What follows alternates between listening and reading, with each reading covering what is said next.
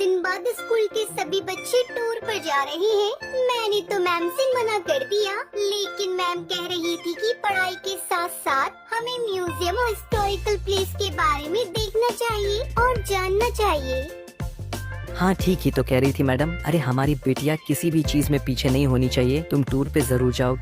हाँ बेटा, और मैंने तो तेरे लिए नया यूनिफॉर्म भी सील दिया है, इसलिए तुझे अब चिंता करने की कोई जरूरत नहीं है। Thank you mummy papa. आप जैसे माँ बाप हर किसी को मेरी हर छोटी छोटी ख्वाहिशों को पूरा करने के लिए आप दोनों दिन रात मेहनत करते हैं। वैसे ही मैं जल्दी ही कामयाब होकर आपके हर एक सपने को पूरा करूँगी। टुनटुनी मिडिल क्लास फैमिली से थी। उसके पापा कुली थे और उनको दूसरों का बोझ उठाने का जो भी काम मिलता वो करते और उससे पैसे मिलते थे। वो उसी से अपना घर चलाते थे। वो लोग वही स्टेशन के पास किराए का घर लेकर रहते थे। ऐसे ही हंसी खुशी टुनटुनी का परिवार चल रहा था। टुनटुनी के पिता टुन्नू चुड़ा बहुत ही विनम्र और दयालु स्वभाव के पक्षी थे। वो हमेशा दूसरों की मदद किया करते थे। ऐसे ही एक दिन एक अंधी पक्षी अपने बच्चे को लेकर स्टेशन पर ट्रेन आने का इंतजार कर रही थी। तभी अचानक से उसका पैर फिसल जाता है और उसका बच्चा पटरी पर गिर जाता है। माँ मुझे बचाओ, माँ बचाओ मुझे। अरे बेटा कहाँ हो तुम? गोलू, मेरे बच्चे कहाँ हो तुम गोलू? वो अंधी माँ बेबस होकर इधर उधर अपने बच्चे को तलाश रही थी।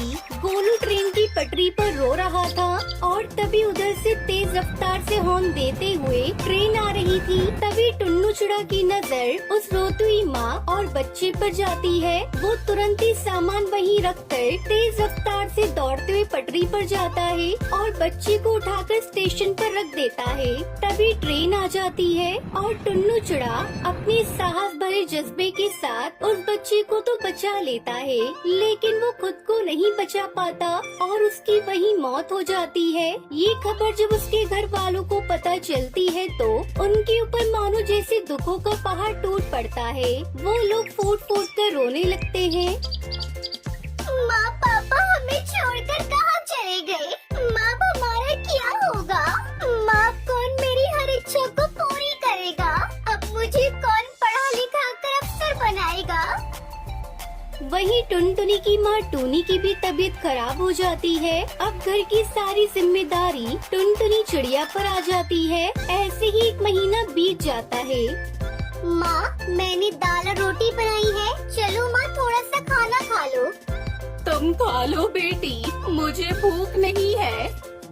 माँ अगर आप नहीं खाओगी तो फिर मैं भी नहीं खाऊंगी। थोड़ा सा खा लो ना माँ। आपको इस तरह देखकर पापा को भी अच्छा नहीं लग रहा होगा। प्लीज माँ खा लो। उसके बाद टूनी चिड़िया थोड़ा खाना खाती है। इसी तरह समय बीत रहा था। इस बीच टुनटुनी का 10वीं का रिजल्ट आता है और वो अपने पूरे स्कूल में टॉप करती है। माँ आप तो खुश हो ना? काश आज पापा होते तो वो कितना खुश होते। पर देखता माँ, मैं जल्दी ही आगे की पढ़ाई पूरी करके अपने पापा का नाम रोशन करूँगी। टुनटुनी ये सब कह रही थी कि तभी वहाँ पर उसका मकान मालिक कड़कनाथ सेठ आ जाता है। देख टुनटुनी, अब तुम दोनों अपने रहने के लिए कोई दूसरा ठिकाना ढूंढ लो, क्योंकि यह घर मैंने किसी और को किराए पर दे दिया है।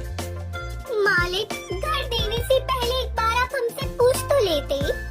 यह मेरा घर है और इस घर में किसे रखना है यह मुझे तुमसे पूछने की जरूरत नहीं है। तुम्हारा पति एक अच्छा पक्षी था, इसलिए मैं अभी तक चुप था, लेकिन अब और नहीं। अब तुम दोनों माँ बेटी ये घर खाली कर दो। उसके बाद दोनों माँ बेटी रोते हुए घर से निकल जाती है। माँ अब हम कहाँ जाएंगे माँ? जहाँ भी किस्मत ले जाए बेटी। चल बेटी मेरे साथ चल। उसके बाद दोनों माँ बेटी घर की तलाश में निकल पड़ते हैं, लेकिन उन्हें कहीं कोई घर नहीं मिलता। वो दोनों एक सुनसान सड़क पर बस चले जा रही थी। तभी एक तेज रफ्तार गाड़ी आती है और टूनी चिड़िया को टक्कर मारकर चली जाती है। माँ ये आपको क्या हुआ माँ? अरे कोई है तो मेरी मदद करो। अरे कोई है। सुनसान सड़क पर उसकी मदद करने वाला कोई नहीं था। तभी उसे वहाँ एक बस दिखाई देती है और टुनटुनी चिड़िया जैसे तैसे करके अपनी माँ को बस में बिठाकर उसे चलाते हुए हॉस्पिटल ले जाती है। देखिए चिड़िया, तुम्हारी माँ के सिर से काफी खून बह गया है, हमें ऑपरेशन करना होगा। तुम जल्दी से 1 लाख रुपए जमा करवा दो। डॉक्टर साहब, आप ऑपरेशन की तैयारी करिए, मैं अभी पैसे लेकर आती हूँ। टुनटुनी उसी बस में बैठकर रो रही थी। हे भगवान, पापा को तो पहले ही मैं खो चुकी हूँ। अगर माँ को कुछ हुआ तो मैं नहीं जी पाऊंगी। मुझे हर हाल में मेरी माँ की जान बचानी है, लेकिन इतने सारे पैसे कहाँ से लेकर आऊंगी? तभी उस बस में से आवाज आती है, परेशान मत हो टुनटुनी चिड़िया, मैं परी लोक से आई हुई हूँ। मैं जादुई बस हूँ और तुम्हारे परिवार वालों की अच्छाई को देखते हुए ही रानी परी ने मुझे तुम्हारी मदद के लिए भेजा है। आज से तुम्हें घबराने की कोई जरूरत नहीं है। ये लो, ये पूरे 1 लाख रुपए हैं। जादुई बस, मैं तुम्हारा ये एहसान कैसे चुका पाऊंगी? थैंक यू बस, तुमने मेरी ऐसी मुश्किल समय में मदद की जब मेरा साथ देने वाला कोई नहीं था। उसके बाद टुनटुनी वो पैसे लेकर अपनी माँ का इलाज करवाती है। कुछ दिनों में उसकी माँ ठीक हो जाती है। फिर जादुई बस टुनटुनी चिड़िया से कहती है, अब तुम दोनों माँ बेटी जल्दी से मेरी बस में जाकर बैठ जाओ, मैं तुम्हें एक चमत्कार दिखाती हूँ। उसके बाद वो बस खुद ब खुद एक बस घर के रूप में बदल जाती है। टुनटुनी, आज से ये घर तुम्हारा है। तुम अब यहाँ अपनी माँ के साथ आराम से इस बस घर में रह सकती हो। और हाँ, तुम्हें इस घर में किसी भी तरह की कोई कमी नहीं होगी। वो सब तो ठीक है जादुई बस, लेकिन ये बस घर तो शहर से काफी दूर है। फिर मैं अपने स्कूल कैसे जाऊंगी? बस इतनी सी बात, मैं हूँ ना, मैं भला किस दिन काम आऊंगी। उस दिन के बाद से टुनटुनी उसकी माँ जादुई बस घर के साथ हंसी खुशी रहने लगती है। उन्हें अब किसी भी चीज की कोई कमी नहीं होती और जादुई बस हर कदम पर टुनटुनी की सहायता करती है।